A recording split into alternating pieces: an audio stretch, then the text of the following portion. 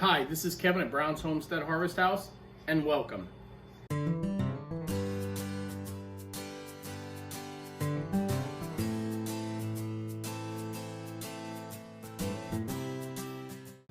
We're going to be doing some pumpkins today. Two of them. One's called Fairy Tale, this one, which is related to the Cinderellas, and this one is a sugar pie. So we're going to be preparing these for roasting. We're going to cut them in half, clean them out, obviously, and then we're going to roast them at 375 for 1 hour. Stay tuned. Okay, Shelly is going to be cutting. She's cleaned them, washed them off. She's going to cut them in half, real gentle like, because that's a really sharp knife. Oh boy, this ought to be fun. She's going to cut them in half. We're going to scoop out the seeds on both this pumpkin. The one she's working on right now is a bigger kind of sugar pie, and then the one down to the left is what's called a fairy tale, which is related to the Cinderella.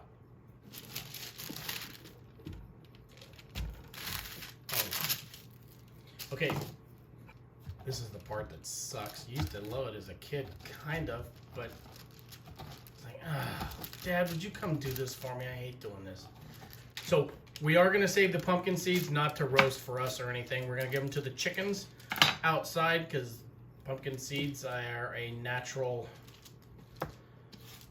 antibiotic, or they help the chickens. So we're going to go feed the the pumpkin seeds and the meat, or the strings and stuff, out to the chickens when we're done here. Shell will show you the inside because she's a professional. You want to get most of the stringiness You out. get the stringiness out because when she purees it, you don't want any of that string stuff in the, to bypass the puree and get into the pie filling and stuff. So we had some Cinderellas, but Cinderellas, man, I've noticed out here they take a lot longer to ripen up. And I had about 5 and 2 big ones, twice the size of this fairy tale here.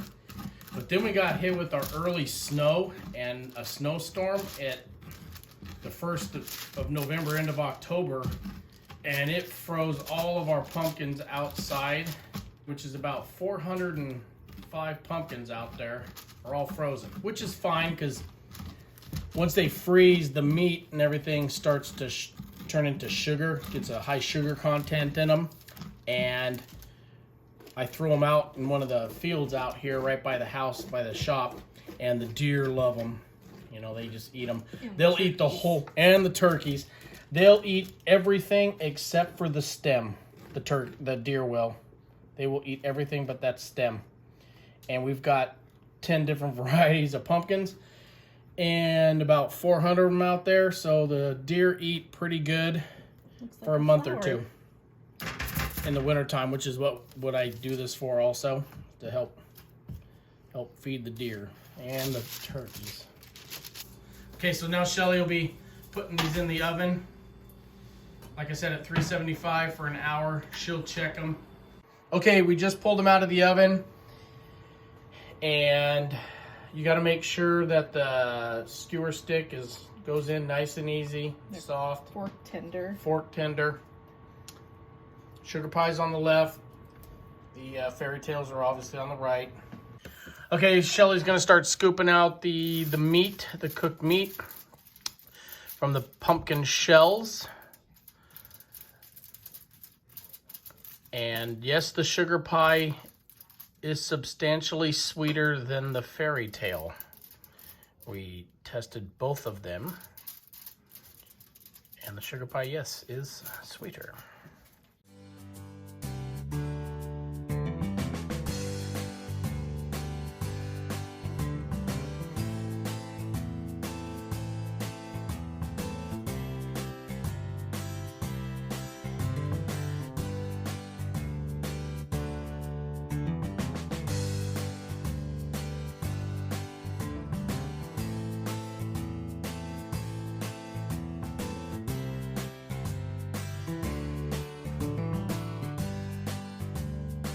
Okay, so after we pureed, we ended up with 3 packages of 2 cups of puree and 1 package of 1 cup. And I like to put them in the freezer laying down like this in my Ziploc bags, and then once they're frozen, you can stack them upright and it takes up a lot less space in your freezer. So then when we're ready to use these, we'll pull them out, thaw them, and be ready to go with our pumpkin pie mix. So one bag will make what, Shell? I need to double check the recipe, but I think that one package of the 2 cups makes one batch, which will fill up 2 of the small pie shells. So it'll make 2 small pies, or it'll make 1 large pie. This is plenty enough pumpkin pies for the holiday season right here, 4 to 6.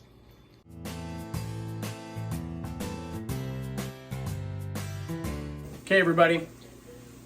Right now, I'm gonna brown up some classic breakfast pork sausage that mixes in with the cream cheese and some other spices to get stuffed into these mushrooms. We'll show you that as we go along. You can use your wild game breakfast sausage if you have that too. You know, it's just a breakfast sausage, deer, elk, moose, antelope, whatever you use. We're just using pork right now to mix in with it. So we're browning it up on the wood stove here. Cast iron pan here. Let this get going. Get all these nice aromas going through the house.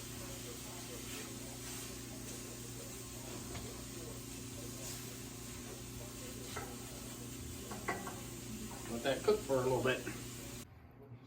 Okay, everybody, this is the ingredients for the stuffed mushrooms. Shelly will explain. We have our browned pork sausage. We have baby Bella mushrooms and white mushrooms. You can use whatever kind you want. We just happen to have those 2. And so we have a few of the white. We'll finish those up with a full package of the baby Bellas. We have about 1/8 of a cup of grated parmesan, about 1/2 tablespoon of parsley. We've got about 4 ounces of softened cream cheese, some salt, and some pepper. And the mixing bowl, and then we will be putting the mushrooms into the, what is that, a 13 by 9 or an 8 by 11? Probably an 8 by 11, it doesn't matter. Face up with this filling, and we will mix all these ingredients, stuff them, and then we will show you the final product. Okay, we're gonna mix the mushrooms together because Shelly she's already cleaned them, rinsed them off, so now all she's gonna do is de-stem them. She'll trim them up just so they come out nicer and not all chunky. Put the stems in a container, and then we will put the mushrooms over into the pan.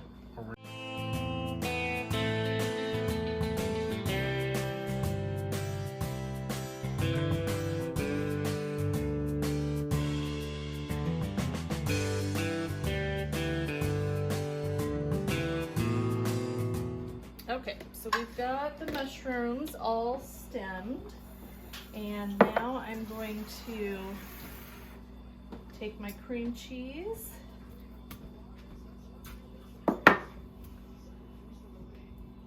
Parmesan cheese, parsley, add just a little salt, and a little pepper. That was a little pepper. And That was 1 twist. I'm gonna add about 1/2 of this sausage. You need me to do that? You got it? I got it. Okay. I'm just gonna give it a good mix. Oh.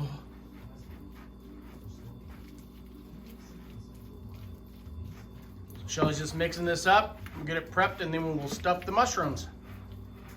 Okay, Shelly's just gonna scoop out some of the filling and start putting it in the mushroom shells.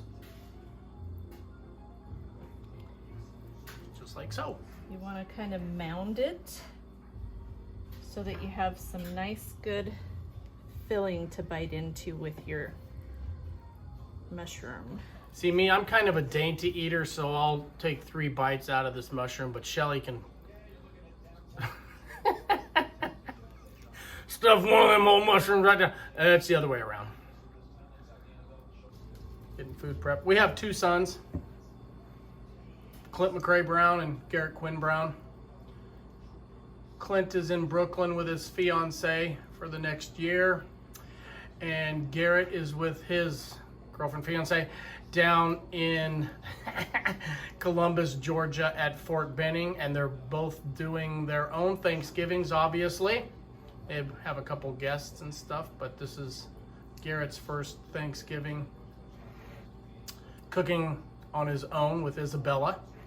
So we've been talking to them all morning. So that's, once you're empty nesters, you got to learn how to cut back on how much you cook and have to prepare. It takes a month or two to adjust, some people a year. Okay, we'll be placing the stuffed mushrooms into a 400-degree Fahrenheit oven for approximately 40 minutes or until the mushrooms are soft and the filling is brown, toasty brown on top. So we'll monitor it, but we got it in for 40 minutes right now, and once they come out, we will show you that. Okay, it's been about 39 minutes. Shell's pulling these puppies out of the oven. There you go. They look like a meatballs, but they're not the meatballs. Yeah, they look good. Now we'll let them rest for what? About 10 minutes, and they'll kind of soak that juice back up and be ready to eat. All right, these have set for 5 minutes. These are the stuffed mushrooms. Try one. Oh man. You need to try those. They're really good. Hey. Try making this for one of your next dinner things or when you have company over. Any time of the year. They're really good hors d'oeuvres. People love them. Thanks for tuning in. Have a good Thanksgiving. Hit the like button and subscribe if you will. Appreciate you. Thank you.